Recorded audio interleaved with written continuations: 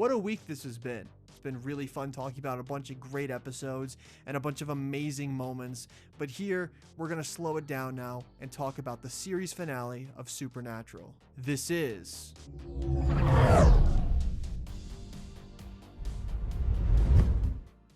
Endings are hard. These exact words are echoed by Chuck in the show's season 5 finale, Swan Song. An episode that's often considered by many people, myself chief amongst them, to be the best finale that Supernatural ever had. One good enough that the show could have ended right there, and the whole thing wouldn't have just been good and satisfying, but it would have been better for it.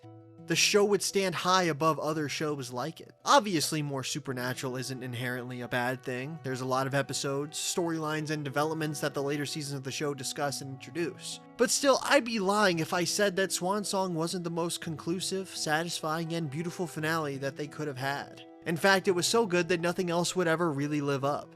Especially not the actual finale of the show. Wrapping up a 5-season show is already difficult on its own, but how do you wrap up a 15-season show? Do you go with your gut and develop the story how you think it should be done? Or do you go through the themes that have been set up prior? Carry On is an interesting finale for Supernatural because it feels like the exact type of finale the show always needed. But in other ways, it feels like a regression and a major step back. The beginning of the show sets you on this exact course though. Sam wants a happy life and Dean thinks he'll go down swinging. And by the end of season 5 though, that's changed. Sam slowly realizes that he wants to monster hunt. He wants to become part of the family business for good. He's become consumed by hunting just the way their father was. And Dean has decided that he wants a family. He yearns to be able to rest. He wants to be okay. His desire to go down swinging wasn't out of duty, but rather out of self-loathing. He thought that it was all that he was good for. So in some ways you could assume that Carry On is just following through on the promise made back in season 1. But when you look a little deeper, Andrew Dabb actually went the first way. He crafted the finale that he wants to see. In Season 8, Episode 14, entitled Trial and Error, written by Andrew Dabb, Dean has a scene where he tells Sam that Dean's happy ending is him going down swinging, saving people, and Sam having a normal life. And while that had changed by the end of Eric Kripke's run on the show, this was the ending Andrew Dabb saw for Dean. As far as he was concerned, this is Dean's happy ending. That's enough backstory and justification for the finale. Now we have to talk about what makes endings so hard, and more of what makes a good finale. For me, a good finale is similar to a good pilot, and it can be looked at through the lens of 3 pillars. The first is closure. How does the episode feel when it comes to the last of the show? Next is the themes. Thematically, it's important that the ending leaves you satisfied with what the entire show sold itself on. And of course, there's the legacy. Is the finale so bad that it makes the whole show suck? Or does it leave you breathless and make the whole thing better? Closure is perhaps the major thing that Carry On definitely does. The episode concludes with Dean Winchester dying on a case of the week and Sam living his life happy. By the end of the episode though, Sam also passes and the two reunite in heaven, finally resting after their journey. This is one of the most closed off endings that a show could ever have. Even in a show like Supernatural where people die and come back all the time, ending with both of your leads dead and resting in heaven does close the show for good. But that's not always the best thing. Closure is difficult. Just because you wrap things up doesn't mean you did it in a way that feels complete, that feels conclusive. While I don't personally have much of an issue with the way that Dean died or the fact that he did die, I can see how it feels like a letdown to a lot of people. Ultimately, I've always been mixed on the idea. I think it works when you view it as a way to give Dean a happy ending that works for him. While he wanted to be happy and live a life early on, Season 6 showed us that that didn't really work for him. He always got roped back in. Maybe his death wasn't to follow through on a death wish, but maybe it was the only way he'd be able to rest. He would keep hunting and saving people until it was all over. And Sam's ending is an interesting case as well. I think both endings work perfectly fine for him. Continuing to hunt as well as settling down both definitely work. Sam's always lived with one foot in the life and one foot outside, and I think that he truly did and always wanted to be okay. To be happy, and to have a family. Even if that family was just his brother, the two of them hunting would have made him happy. The only way he could rest is if his brother was resting, and that wasn't going to happen as long as Dean was hunting. We've seen that over and over again.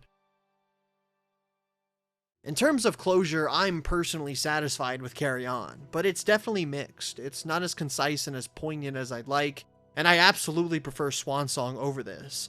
But this is a safe ending. And sometimes that works, but sometimes you want something different. I don't mind what they did here. It just kind of made me upset that it's an epilogue episode, and it doesn't really feel like it celebrates too much of what the show is. It doesn't feel like it handles its themes well.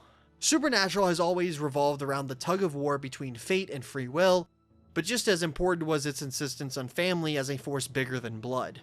From Bobby to Castiel to Jack, the show even coined and lived by the phrase, "Family don't end with blood," and it doesn't start there either. And Swan Song captured this beautifully. Carry On, however, takes a completely different stance. It throws all that out. Heaven is not depicted as a reunion of all the allies and loved ones they'd fought beside. It's pared down to just Sam and Dean. For a show that was entirely dedicated to being about found family, it's the fact that the show ends without any of the found family included that kind of annoys me. And I understand that COVID was to blame, but I feel like there could have been another way to go about this. Even with one of the final scenes with Sam on his deathbed, we're shown picture frames on his mantle, but they're only of him and his family. Nothing with Castiel or any other character. It's like they don't even exist.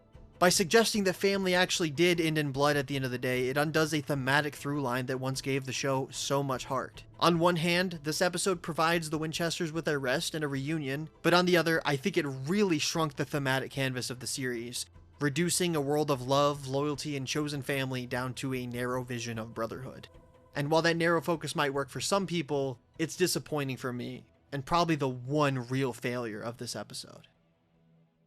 Okay, but now we have to step back and look at the specifics of Carry On as a finale, and how it shapes the way Supernatural will be remembered. A series finale doesn't just close the story after all, it defines the aftertaste of its entire run. Part of the challenge is that Supernatural already had a perfect turn call in Swan Song, though.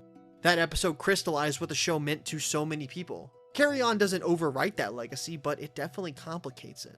Now when people talk about Supernatural's ending, they don't talk about the high point of Season 5. They also talk about the smaller, more divisive conclusion of Season 15.